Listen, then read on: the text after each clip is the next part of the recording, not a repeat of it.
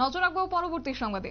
বাংলাদেশ ইস্যুতে এবার সরব হচ্ছে গোটা ভারতবর্ষ এবং কার্যত আজকে রাজ্যেও তার প্রতিফলন পরিলক্ষিত হচ্ছে, যেখানে আমরা বাঙালির পক্ষ থেকে কার্যত তারা আজ প্রতিবাদ জানিয়েছেন। যেখানে বাংলাদেশের সাম্প্রতিক সময়ে এতভাবে হিন্দুদের উপর আক্রমণ হচ্ছে, সংখ্যালঘুদের বাড়ি ঘর ভাঙা থেকে শুরু করে মন্দির প্রাঙ্গণ একই সঙ্গে তাদের উপর আক্রমণ পর্যন্ত করা হচ্ছে, তারই প্রতিবাদ জানিয়ে আজকে সরব হয়েছে আমরা বাঙালি এবং কার্যত এই সংখ্যালঘুদের উপর আক্রমণের প্রতিবাদ জানিয়ে আজকে দলের পক্ষ থেকে প্রতিবাদ বিক্ষোভ প্রদর্শন করেছে আমরা বাঙালি কার্যালয়ের সামনে। তাদের বক্তব্য কি রয়েছে শুনুন।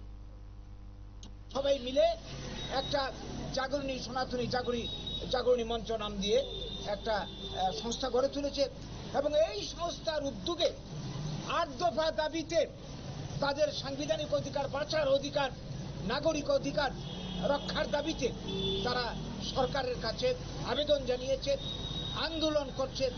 এই আন্দোলনকে, গণতান্ত্রিক আন্দোলনকে ধ্বংস করে দেওয়ার জন্য বারবার তাদের উপর আক্রমণ করা হচ্ছে এবং আন্দোলনের যিনি মুখপাত্র চিন্ময় দাস মহারাজজি এবং আরো যারা রয়েছে তাদেরকে টার্গেট করে মিথ্যা মামলা দেওয়া হচ্ছে একের পর এক।